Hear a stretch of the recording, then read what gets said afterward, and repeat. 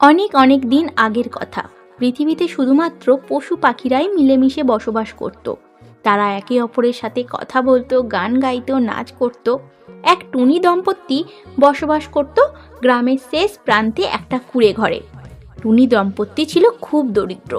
টোনা রিস্কা টেনে তার বউকে বাচ্চাকে খাওয়াতো, কিন্তু রিস্কা টানার পয়সাতে তাদের পেট ভরে খাওয়ার জুটতো না। একবেলা খাবার পেত, আরেক বেলা খেতে পেত না। কিন্তু বাবা মা কি তার সন্তানকে কখনো না খাইয়ে থাকতে পারে? তাই টোনাটুনি আট পেটা খেলেও সন্তানকে তারা পেট ভরে খাওয়াতে চাইতো। মারে, খেয়ে নে মা, তুই তো বুঝিস, বল বাবা কত কষ্ট করে তোর জন্য খাবার আনে, আর তুই কি না খাবারগুলো নষ্ট করছিস? আমার ভালো লাগে না মা, প্রত্যেক দিনই সবজি ভাত খেতে। একদিন মাংস, পোলাও, মন্না মিঠাই খাবো বাবা। পোলাও, মন্না মিঠাই, মাংস খেতে খুব ইচ্ছে করে।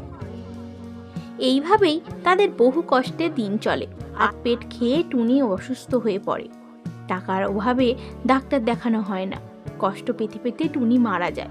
মারা যাওয়ার আগে টুনি টোনাকে বলে, ওগো, আমার বাচ্চাটার খেয়াল রেখো, পারলে আরেকটা বিয়ে করো তুমি। বাচ্চাটা খুব ছোট, বা ছাড়া বাচ্চা মানুষ করতে পারবে না তুমি, পারলে আরেকটা বিয়ে করো। তোমাকে ছাড়া বাঁচবো না আমি গো টুনি, এই গরিব টোনাকে কি আর বিয়ে করবে বলো। টুনি মারা যায়। টোনা টুনির বাচ্চা এখন মা হারা হয়ে যায়। সে ছোট বাচ্চা, কিছুই বোঝে না। সারাদিন তার মায়ের জন্য কান্নাকাটি করতে থাকে। বাবার তো আর ঘরে বসে থাকলে হবে না, বাবা কাজের জন্য চলে যায়। তখন বাচ্চা টুনিকে তার কাকমাসির কাছে রেখে যায়। এইভাবে আর কতদিন চলবে বাবা, তুমি একটা বিয়ে করো। ছোট্ট বাচ্চা, তার তো মায়ের প্রয়োজন, বলো, মায়ের ভালোবাসারও যে প্রয়োজন। টোনা রিস্কা চালাতে চালাতে কথাটা ভাবে। তারপর প্রতিবেশীর দৌড়তে দূর দেশের এক সুন্দরী টুনিকে বিয়ে করে ঘরে আনে। টুনি দেখতে ছিল খুব সুন্দর। সুন্দরী টুনিকে বিয়ে করে আনতে দেখে সবাই বাচ্চা টুনিকে বলল, দেখবি তোর সৎ মা এসেছে, তোকে আর একদম ভালোবাসবে না। তোর মা তোকে পিটবে, মারবে, খেতে দেবে না।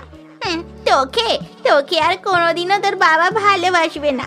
তোর জন্য আর কিছুই কিনে আনবে না। তোর সুন্দরী মা তার জন্যই সব কিছু কিনে আনবে। ছোট্ট টুনির বাচ্চা প্রতিবেশীদের এই ভাই বোনের সব কথা শুনে কান্নাকাটি শুরু করে দেয়। এমন সময় ছোট্ট টুনি নতুন মা বেরিয়ে এসে বলে, কে রে, কে রে তোরা? আমার সোনা ছানাকে কাঁদাস? আয় বাছা আয়, আমার কোলে আয়, তোর জন্য তিলের নাড়ু বানিয়েছি বাছা, আয় আয় আমার কোলে আয়।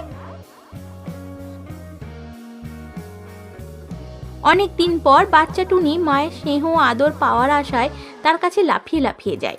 তার নতুন মা তাকে কাছে টেনে আদর করতে থাকে আর তিলের নাড়ু খেতে দেয়।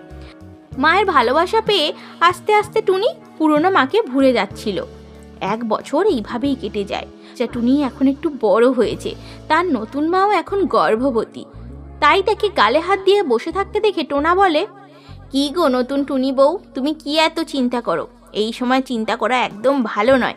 নাও নাও লাল আপেল, তুমি আর আমার ছোট্ট মা সমান ভাগে ভাগ করে খাও। এই একটা আপেল কি করে ভাগ করে খাবো আমরা? তাছাড়া আমার নতুন সন্তান আসতে চলেছে পৃথিবীতে, আমরাই ঠিক মতো খেতে পাই না। আমার সন্তান আসার পর তার খাওয়া দাওয়ার যে কি হবে কি জানি। টুনি সারাদিন এইভাবেই ভাবতে থাকে। তারপর রাতে শুয়ে শুয়ে স্বপ্ন দেখতে থাকে টোনার আগের বিয়ে করা বউয়ের বাচ্চাকে টুনি মেরে ফেলেছে। তার ভাগের খাওয়ার তার নিজের সন্তানকে খাওয়াচ্ছে। এই স্বপ্ন দেখে টুনি ধরপড়িয়ে উঠে পড়ে আর ভাব থাকে সে কি এটা করতে চায়।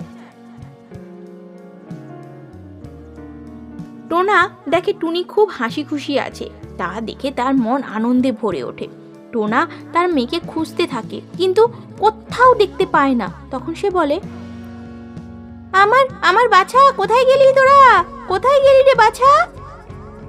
টুনি আর কোনো কথার কান্না দিয়ে চুপটি করে দাঁড়িয়ে হাসতে থাকলো। টোনা উত্তর না পেয়ে সে তার কাজে দেরি হয়ে যাচ্ছে বলে বেরিয়ে গেল। টুনি এক হাতে কাস্তে নিয়ে চলল।